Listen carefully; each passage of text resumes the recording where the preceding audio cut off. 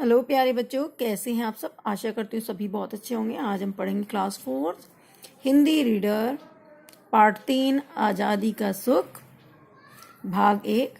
और इस भाग में हम इस पार्ट को पढ़ेंगे आज़ादी यानी कि इंडिपेंडेंस, स्वतंत्रता। हर किसी को स्वतंत्र रहना पसंद है। कोई नहीं चाहता कि वो गुलाम रहे, उसको बंद करके रखा जाए। सब अपनी इच्छा से, मर्जी से कार्य करना चाहते हैं, आज़ादी से रहना चाहते हैं, अपनी मर्जी से खेलना चाहते हैं, पढ़ना चाहते हैं, घूमना चाहते हैं और अपनी मर्जी की अच्छी अच्छी चीज़ें करना चाहते हैं, अपनी शौक पूरा करना चाहते हैं।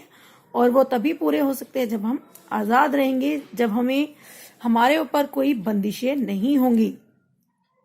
तो आज का जो पाठ है वो उसका नाम ही आज़ादी का सुख, यानी कि किस तरीके से हम आज़ाद होकर खुश रह सकते हैं।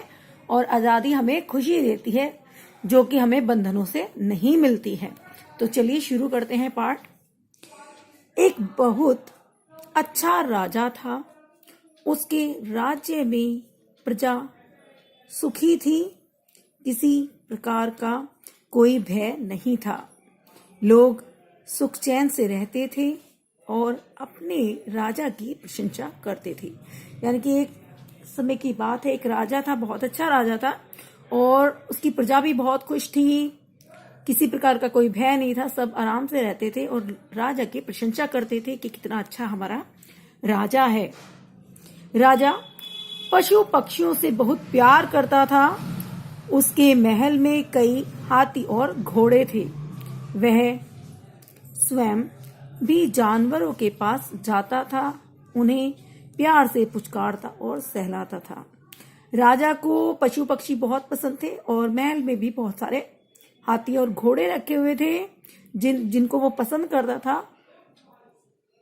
और खुद भी उनसे मिलने जाता था, उनको सहलाता था, प्यार करता था क्योंकि उसको वो बहुत अच्छे लगते थे, प्यार से पुचकारता था। राजा के सोने का कमरा पहली मंजिल पर था, यानी कि जो राजा का रूम था, कमरा था, वो फर्स्ट फ्लोर पर था, पहली मंजिल पर था। उसके कमरे की खिड़की के पास आम का एक पेड़ था। राजा पलंग पर लेटे लेटे उस पेड़ को देखता रहता था। उसे वह पेड़ अच्छा लगता था। कभी पेड़ पर नई पत्तियां आ जाती थी तो कभी उस पर बोर आ जाते थे।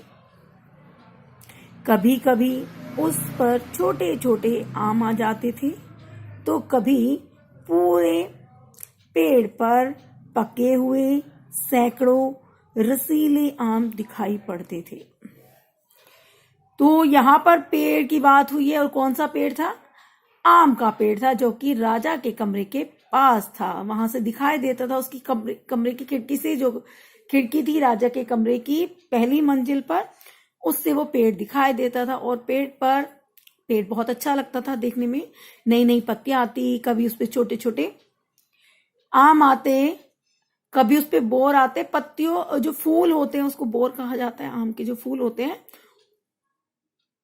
और कभी कभी उस पर जब वो आम, छोटे आम बड़े हो जाते थे, पक जाते थे और अच्छे लगते थे, तो बहुत सारे आम भी उस पर होते थे। उस पेड़ पर कई चिड़ियाएं भी आकर बैठती थी। एक दिन उस पेड़ पर एक बहुत सुंदर चिड़िया आकर बैठी। उसका रंग सुनहरा था, गोल्डन कलर था, सुनहरे रंग की चिड़िया थी। चिड़िया गाने लगी। उसका गाना इतना मीठा था कि उसके सामने बांसुरी की आवाज भी फीकी लगती थी।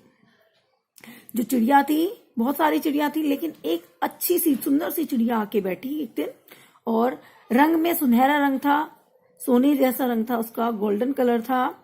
और चिड़िया बहुत अच्छा और मीठा गाती थी, इतना मीठा कि बांसुरी की आवाज से, बांसुरी से जो आवाज निकलती है वो धुन भी उस चिड़िया के गाने के सामने फीकी लगती। राजा और रानी को चिड़िया का गाना बहुत अच्छा लगता था।